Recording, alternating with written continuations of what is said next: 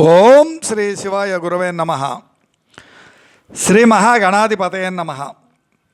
శ్రీమదాంధ్ర మహాభారతం కవిత్రయ విరచితం అశ్వమేధ పర్వం ప్రథమాశ్వాసం. కృతికర్త తిక్కన సోమయాజి. అమృతవర్షిణి ధారావాహిక 365వ రోజు తత్వదర్శిని కార్యక్రమానికి ఆధ్యాత్మిక ప్రవాచకులు మీదికుండ చంద్రమౌళి రసజ్ఞులను ఆహ్వానిస్తూ, అయ్యా, నిన్నటి వరకు మనం భీష్ముల వారు వసువులలో చేరిపోయారు. జలతర్పణాలు అయ్యాయి. ఆ గంగా తీరంలో తల్లి గంగ రోధించింది, గంగలో కలిసిపోయింది అంతర్లీనంగా. బయలుదేరారు గంగా తీరంలో. కొంత తడు వచ్చాక ధర్మరాజు నిలువునా కూలిపోయాడు. వెంటనే శ్రీకృష్ణ పరమాత్మ హెచ్చరికతో భీముడు పట్టుకున్నాడు. పాండవులు మిగతా వాళ్ళంతా గుడ్డపరిచారు, అక్కడ కూర్చోబెట్టారు. రోధిస్తూ ఉన్నాడు ధర్మరాజు, శాంతపరుస్తున్నారంతా. దుర్యోధనుడు తండ్రి అయినటువంటి ఆ ధృతరాష్ట్రుడు ఆయన దగ్గరకు వచ్చి పక్కనే ఉన్నాడు కదా కూర్చొని, నాయనా, విదురుని మాటలు నేను కానీ దుర్యోధనుడు కానీ విని ఉన్నట్లయితే ఇలా జరగదు. వినకపోవటం చేత ఇంత కీడు వాటిల్లింది. నేను గాంధారి ఒంటరి వారమైపోయామయ్యా, మాకిక నీవే దిక్కు, నీవిలా కూలిపోతే ఎలా అని శ్వాంతన వచనములు పలుకుతూ ఉన్నాడు. నేటి విషయాన్ని ప్రవేశానికి ముందు ఆనవాయితీగా చిన్న నుతి. స్వీయ రచన. జీవనముక శాంతి పర్వంబు కాగా కర్మఫలంబు బాపు అవవృతంబై సావధాన చిత్త నిరోధంబు అరిషడ్వర్గ నిర్మూలనంబు కవగారెవ్వరు చతుర్దశ లోకయాత్రల సాగు బాంఢమిదియే సర్వతః పాణి పాదం తత్సర్వతాక్షి శిరోముఖమనే గీత. జీవనం శాంతిపర్వంగా సాగాలయ్యా. కర్మఫలములు బాపటం అవబృధ స్నానంగా. యజ్ఞం అంటే జీవనం యజ్ఞమయంగా ఉండాలి. ఆచరించే స్నానం అవబృధ స్నానం అవుతుంది. సావధాన చిత్తంతో ఉండాలయ్యా. అరిషడ్వర్గ నిర్మూలన గావిస్తూ ఉండాలి. కర్మఫలములు ఏకంగానే అనుభవించక తప్పదు. 14 భువన భాండములు ఆ యాత్రకు చివరి దశలో వస్తే ఈ భాండమే వస్తుంది, తోడెవరు రారు. కాబట్టి గంపంత కన్నుతో స్వామి చూస్తూ ఉంటాడు. బహు జాగ్రత్తగా జీవనం సాగాలన్నది నిర్దేశం. అలాగే వీర మరణం పొందిన వారికి వగచరాదు. ఎందుకు? మరణించిన వారి యొక్క ఆత్మలు పరితపిస్తాయ్యా. పోయిన వారు తిరిగి వస్తారా? రాలేరు కదా. భీష్ముని నీతులు విన్నావు కదా, ఏమయ్యాయి ఆ శుద్ధులు, ఆ మర్మాలు, ఆ ధర్మాలు మర్చిపోయావా? వ్యాస నారదులు నీతిబోధులు విన్నావు కదా, మహాయాగాలు చేయవయ్యా. అతిథి అభ్యాగతులను ఆదరించన్నాడు శ్రీకృష్ణుడు. చూడండి, అతులిత దక్షిణాన్విత మహాధ్వర కర్తవుగమ్మో దేవతా పితృనివహంబులం కరము ప్రీతియు భక్తియు నుల్లసిల్ల అర్చితములు సేయు ముర్విన్ ప్రజ చేసుకొని రక్ష ఘటింపు బంధు సుస్థితులను నరింపు ఎప్పుడు అతిథి వ్రత పూజలు నర్పు భూవరా. ఓ రాజా, హే ధర్మరాజా, సాటిలేని దక్షిణలు ఇవ్వవయ్యా. ఆ భీష్ముని పేరుతో యాగాలు చేయి. దేవ పితృగణాలను అర్చించవయ్యా. దేవగణాలను, ఇడు పితృగణాలను ప్రజారక్షణ చేయాలి కదా, అది నీ బాధ్యత కదా. అలాగే అతిథి అభ్యాగత సేవ వలసినటువంటి బాధ్యత జీవుడిపై ఉంటుంది. అది భగవత్ సేవగా ఆచరించాలయ్యా. అంటే యజ్ఞాలు: 1 బ్రహ్మయజ్ఞం, 2 వేదాధ్యయనం, 3 పితృయజ్ఞం, 4 దైవయజ్ఞం, 5 భూతయజ్ఞం, 6 అతిథి యజ్ఞం విశ్లేషణగా. ఇవన్నీ కూడా ఈ తిథి ఆ తిథిన లేకుండా వచ్చేవాళ్ళు అతిథి అభ్యాగతులు. వాళ్ళని ఆదరించాలయ్యా, గృహస్థే దీనికి మూలం. కాబట్టి తాత భీష్ముని, అన్న కర్ణుణ్ణి చంపాం కదా, పాపం చేశాం కదా, ఏం చేస్తే ఈ పాపం పరిహారం అవుతుందో తెలుపు ప్రార్థన అన్నాడు ధర్మరాజు. తెలవక కర్ణుణ్ణి, తాతగారిని, విధి లేక అశ్వమేధ యాగం ఆచరించవయ్యా, భూరి దక్షిణలో ఇవ్వవయ్యా, బ్రాహ్మణుల ఆశీర్వచనాలు పొందవయ్యా, దాంతో సరి అన్నాడు. అలనాడు శ్రీరామ, పురూరవ, భరత చక్రవర్తులు ఆచరించారయ్యా. శ్రీకృష్ణుడు చెప్తా ఉన్నాడు, వ్యాసుల వారు కూడా ఇదే చెప్పారు. అక్కడ ఉన్న వాళ్ళంతా బలపరిచారు. అయ్యా, మీరు చెప్పేది బాగానే ఉంది, మరి నా వద్ద అంత ధనం లేదు కదా, అశ్వమేధం ఆచరించమంటున్నారు, భూరి దక్షిణలు ఇవ్వమంటున్నారు, ఎలా సాధ్యం? కురుక్షేత్రంలో రాజులంతా చనిపోయారు, ప్రజాపతులు, పతులను ఎడబాసినటువంటి భార్యలు, స్త్రీలు, వీళ్ళంతా విలపిస్తూ ఉన్నారు. 18 అక్షోళ్ళ సైన్యం అయిపోయింది. ఆ వీర పత్నులంతా రోధిస్తూ ఉన్నారు. మళ్ళీ వీరి నుండి పన్నులు గ్రహించాలంటే అది ధర్మమా? నా వల్ల కాదు, మరి మరో మార్గం లేదు, ఏం చేయాలో ఎలా ఆచరించాలో చెప్పమన్నాడు ధర్మరాజు. అంత వ్యాసుల వారంటారండి, ధర్మరాజా, పూర్వం మరుత్తుడు అనేటువంటి రాజు గొప్ప యజ్ఞం చేశాడయ్యా, గొప్ప గొప్ప ధనరాశులను బ్రాహ్మణులకు ఇచ్చాడయ్యా. వారికి ఎక్కువైనటువంటి ఆ ధనరాశులను ఒక చోట దాచిపెట్టారు. ఈ నిధిని ఎవరు కనుగొంటే వారిదే అని వారి యొక్క మంగళాశాసనం. ఆ ధనాన్ని తెచ్చి వాడుకో అన్నాడు వ్యాసుల వారు. ఆయన త్రికాలవేది కదా. కృతయుగంలో మను చక్రవర్తి ప్రజాని అనే కొడుకు పుట్టాడు.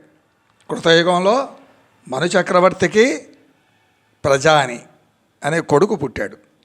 అతనికి క్షుతుడు, అతనికి ఇక్ష్వాకుడు, అతనికి 9 కుమారులు. వారిలో పెద్దవాడు వింశుడు, అతనికి వివింశుడు. అతని 15 మంది కుమారులలో పెద్దవాడు ఖనినేత్రుడు. అతడు బల పరాక్రమ సంపన్నుడు, కానీ దుర్మార్గుడు. ఇదే వస్తుంది, ధనమెక్కిన మదమెక్కును, మదమెక్కిన మత్సరమెక్కును, మత్సరమెక్కిన మరిమరి ఎక్కును, ధనముడిగిన మదముడుగును, మదముడిగిన మత్సరముడుగును, మత్సరముడిగిన మరిమరి ఎడుగను. బలాలు అనేక రకాలు, కళ్ళు కావరం. కాబట్టి దుర్మార్గుడికి ఎలా ఉంటుంది మనకు కొత్తగా చెప్పక్కర్లా. కలియుగంలో అడుగడుగున దర్శనమిస్తూనే ఉన్నారు, పాలనా వ్యవస్థలో, పాలిత వ్యవస్థలో.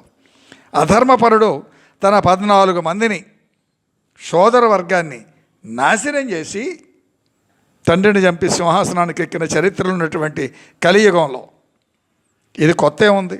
రాజ్యాన్ని కవైసం చేసుకున్నాడయ్యా. మంత్రులను ద్వేషించాడు, సజ్జనులను అవమానించాడు. అతని నిత్యకృత్యాలయ్యా ఇవి. పాపి చిరాయు అంటారండి. అందుకనే మంత్రులు అతనిని తొలగించి బాధలు పడలేక అతని కుమారుడిని రాజును చేశారు. అతను ధర్మ మార్గంలో నడిచాడు, దాన ధర్మాలు విరివిగా ఆచరించాడు, ఆస్తిని విప్రులకు దానం ఇచ్చేశాడయ్యా. లేమిలో మ్రగ్గిపోయాడు. సైన్యం పోషణ భారమై బలహీనపడి శత్రువులు రాజ్యాన్ని ఆక్రమించారు. ఆ రాజు అడవిపాడై తపస్సు ఆచరించి ప్రభావశాలిగా అయ్యాడు. ఓ మహా అద్భుతం జరిగిపోయింది. ఏమిటో మనవి చేస్తాను. ఏమిటండి ఆ విచిత్రం? భటతురగ సామజ రథోద్భట సేనా సముద్భయములు బహుళ రుచి సముత్కట కాంచన రాసులగన చటబొడమెన్ జొడనక్క జంబగు భంగిన్. భటతురగ సామజ రథోద్భట సేనా సముద్భములు. సామజమనగా మదించినటువంటి ఏనుగులు, మదగజములు. సేవకులు, అశ్వ రథ గజదళాలు, సువర్ణ రాసులు ఆశ్చర్యంగా అక్కడికక్కడికే పుట్టుకొచ్చాయి. ఇది తపస్సు యొక్క ప్రభావం. శత్రువులను తురుమాడాడు, రాజ్యాన్ని ఏలాడు. కరందముడనే పేరు వచ్చిందయ్యా అతనికి. ఎందుకు వచ్చిందండి? అంతర్బహిర్శుద్ధి. అందుకనే కరందముడు. శమధమ సత్య శౌచాలు కలిగి ఆ రాజు నిరంతర యజ్ఞ దీక్షలో అంగీరస మహర్షి ఉపద్రష్టగా సారథ్యం వహించగా అనేక మార్లు అశ్వమేధ యాగాలు ఆచరించాడు భక్తిగా, శ్రద్ధగా. ఆ కరందముని యొక్క మనమడు మరుత్తుడు, విష్ణు సమానుడు, 10,000 ఏనుగుల బలం కలిగినటువంటి వాడయ్యా. ధర్మతత్వం తెలిసినటువంటి మహాతేజోవంతుడు. ఏమి అర్థమవుతుందండి? విశ్లేషణగా నా తోచిన విధంగా వంశానుగతంగా తపోబలం, దివ్య గుణాలు. వంశానుగతంగా తపోబలం, దివ్య గుణాలు ఎలా వస్తాయి? ఇవి మాతృక్షేత్రంలో తల్లి గర్భంలో ఉన్నప్పుడే. పరీక్షిత్ మనకు ఉదాహరణ. దిక్కుమాలిన టీవీ సీరియల్ చూడటం, విషం కమ్మకటం, చిమ్మటం కాదండి. కుహనా లౌక్యాలు వినటం, అవకాశవాదాలు చేయటం, లేకపోతే పాలనా వ్యవస్థ, పాలిత వ్యవస్థలలో ఓట్లు అమ్ముకుంటానికి వీళ్ళు, కొనటానికి వాళ్ళు అలవాటు పడటం. ఒకప్పుడు లక్ష అంటే మహా గొప్ప, ఇప్పుడు కోటి అంటే వాళ్ళకు ₹1 కింద సమానంగా దోచుకుంటున్నారు. ఆలోచించాలి సీతారాం. వంశానుగతంగా తపోబలం, దివ్య గుణాలు అవి ప్రాప్తిస్తాయి. కాబట్టి ఆ మరుత్తు అశ్వమేధ యాగాలు చేసి ఆ యాగ పదార్థాలకై బంగారు కడవలు లెక్కకి మిక్కిలిగా చేయించాడయ్యా. ఆ బంగారాన్ని బ్రాహ్మణులకు దానం ఇచ్చాడు. ఎందుకు? వీరు బ్రహ్మజ్ఞానులు గనక. మరుత్తు యొక్క పెంపుగాంచినటువంటి ఇంద్రుడు అసూయ చెందాడయ్యా. తనను మించిపోతాడేమో అని భయపడ్డాడు, భావించాడు. బృహస్పతిని చేరుకున్నాడు. మహాత్మా, మరుత్తు తాను చేయదలసినటువంటి యజ్ఞానికి ఒకవేళ ఉపద్రష్టగా మిమ్మల్ని కోరతాడు కూడా, కోరనున్నాడు. మీరు అంగీకరించొద్దయ్యా అని బ్రతిమాలాడుకున్నాడు. అతడు మానవుడు కాబట్టి మీరు అతనికి అంగీకరించవద్దు. సరే, అంగీకరించాడు బృహస్పతి. అలాగే కానివ్వు అన్నాడు. ఆపై మరుత్తు బృహస్పతిని దర్శించి తను ఆచరించే ఆ యజ్ఞానికి ఉపద్రష్టగా ఆహ్వానించాడు, కోరాడు. తిరస్కరించాడు బృహస్పతి. చేయనది లేక వెనుదిరిగి రాసాగాడు. దారిలో నారద మహర్షి ఎదురు పడగా, నారదుడు అనగానే కలహప్రియుడని ఆయనకు రకరకాలు వేషాలు వేసి వెకిలి చేష్టలు చేస్తూ ఉంటారు. నారం దదాతి ఇది నారద. వరిష్టమైన జ్ఞానం కలిగినటువంటి వాడే నారదుడు. ఏమన్నాడండి? విషయం వివరించాడు. నారద మహర్షి ఎదురు పడితే అంత నారదుడు, రాజా, అంగీరస తనయుడు బృహస్పతి నిన్ను కాదనంటే నీకేం వచ్చిందా? నీకేం నష్టం? అంతతో నువ్వు చింతపడవలసిన అవసరం లేదు. అంగీరసుని యొక్క చిన్నతనయుడు ఉన్నాడయ్యా, సంవర్తుడు. ఆయన కూడా బృహస్పతి అంతటి వాడే. బృహస్పతి తిరస్కరిస్తే తిరస్కరించవచ్చుగాక, అతడు కూడా బృహస్పతిచే తిరస్కరింపబడి స్వర్గం వదిలి దిగంబరుడై తిరుగుతూ ఉన్నాడు. ఆ మహాత్ముడు ఉపద్రష్టగా ఉంటాడయ్యా అన్నాడు నారద మహర్షి, త్రికాలవేత్త. ఆయన కాశీపురాన్ని వదిలిపెట్టాడు. ఏం అర్థమవుతుందండి ఇక్కడ? స్వర్గం వదిలాడు. ఎక్కడికి వచ్చాడు? కాశీ క్షేత్రానికి వచ్చాడు. దీన్ని మించినటువంటి స్వర్గం ఎక్కడుంటుందండి? నామమాత్రము చేత స్మరణచే మహావైభవ ప్రాప్తి అని శాస్త్రం అంటుంది. ఎవరికి? ధర్మ మార్గంలో మనోవాక్కాయ కర్మల సాక్షిగా జీవించేవారికి, అందరికీ కాదండి. పిచ్చివానిలా ఆయన ప్రవర్తన ఉంటుంది. ఓ ఉపాయం చెప్తా విను, ఆయన ఎలా పట్టుకోవాలో. ఊరు ముందు ద్వారం వద్ద ఒక శవాన్ని పెట్టుకొని నువ్వు ఉండు. వచ్చి చూసి వెంటనే మరలిపోతే ఆయనే సంవర్తనుడు. ఆయన్నే అనుసరించినవు. ఒంటరిగా ఆయనకు నేను చెప్పానని చెప్పు. మరి నారదుడేడి అని అడుగుతాడు, అంతే కదా? అడిగితే ఆయన అగ్నిలో ప్రవేశించాడని చెప్పవయ్యా. సరే, విన్నాడు, అలాగే ఆచరించాడు. ఈయన. ఆయన మరుత్తు ఆ విధంగానే ఆచరించాడు. వారిరువురు ఓ మర్రి చెట్టు కింద కూర్చున్నారు. అయ్యా, సంవర్త అంటే తిరిగి వచ్చినవాడు అని అర్థం. దేని నుండి తిరిగి రావాలి? బలాదురుగా తిరిగి రావటమా? కాదండి. ఇంద్రియ సుఖాలు, భోగాలు, వ్యామోహాలు, మృత్యువు నుండి తిరిగి వచ్చినటువంటి వాడు వాటన్నిటిని వదిలి తిరిగి వచ్చినట్టు అని అర్థం. శవాన్ని చూసి మరలటం అంటే ఏంటి మరి? మృత్యువును ఎరిగినటువంటి వైనం. నారద అగ్ని ప్రవేశం, ఇంద్రియ లోలత్వం లేని స్థితి. మిగతా విషయం రేపు ముచ్చరించుకుందాం.